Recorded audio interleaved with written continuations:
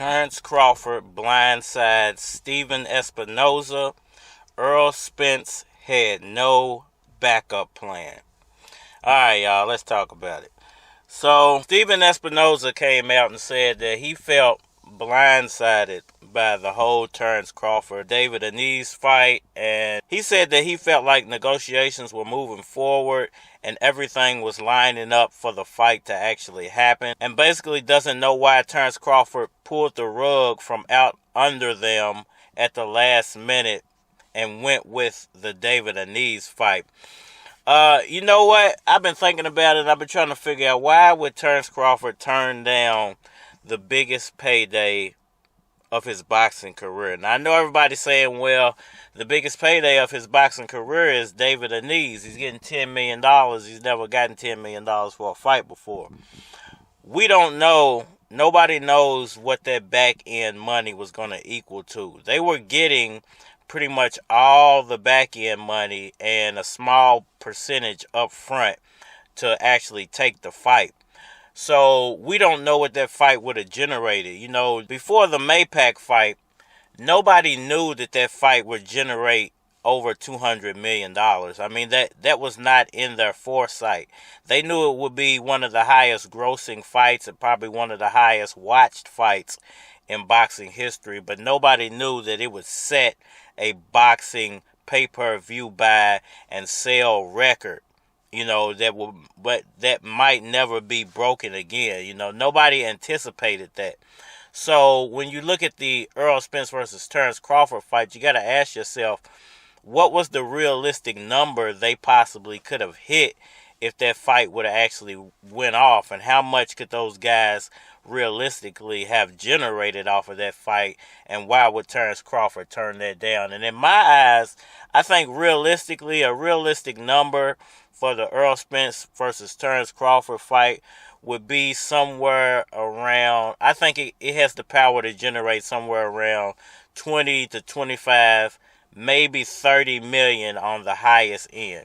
And if you take 30 million worth of generated dollars and split that in half between two fighters, that is close to $15 million a piece. Now, we all know that this is America, and America comes with taxes, so you're not going to get the full 15, but he would have still gotten close or maybe a little over that $10 million mark that he's hitting now. And the crazy thing about this David Avanesyan fight, and everybody keeps saying that he's going to get $10 million for that fight, he's not getting $10 million for that fight.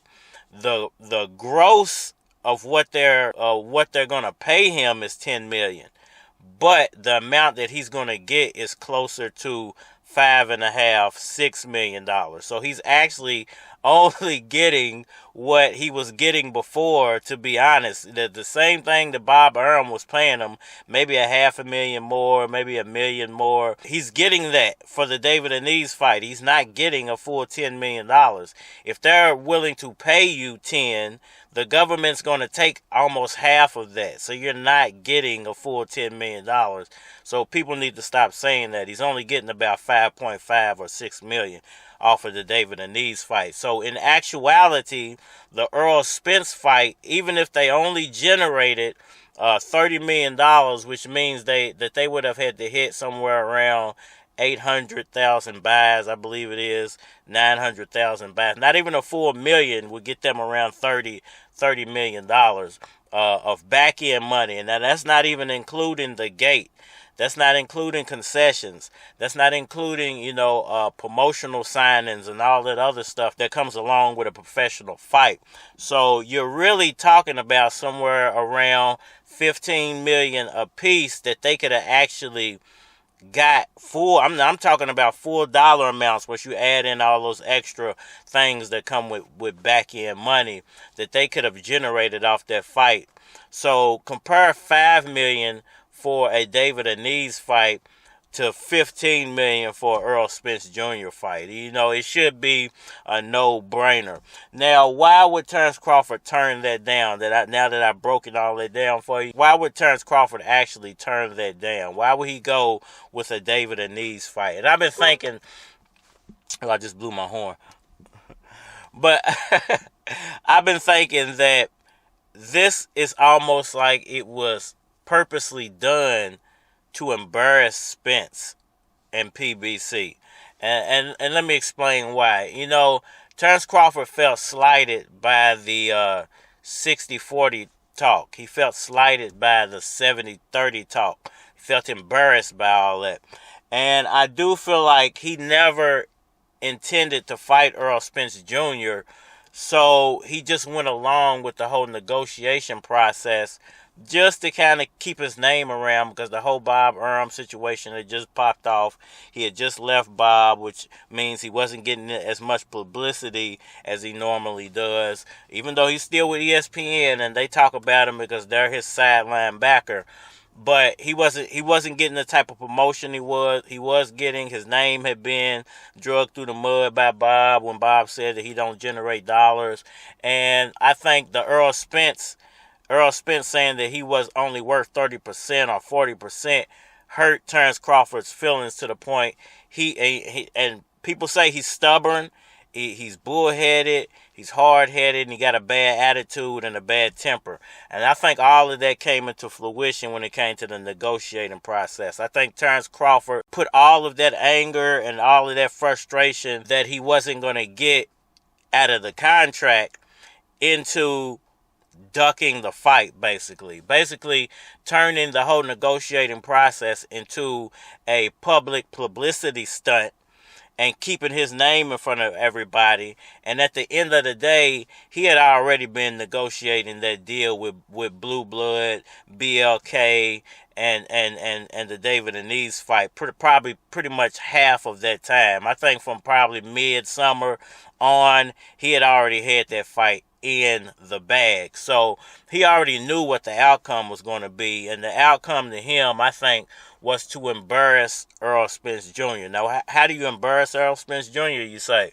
Well, basically, you make him believe that he's going to get the biggest fight of his career. You make him believe that he's going to beat Terence Crawford and he's just going to be able to walk out of the division and go do his thing at 154. He really believed that. He was like, okay, and they almost Manny Pacquiao'd him the same way that they drew Pacquiao over to PBC with the Floyd fight. Well, Terence Crawford was kind of pulling one of those tactics. I'm going to get you to believe this.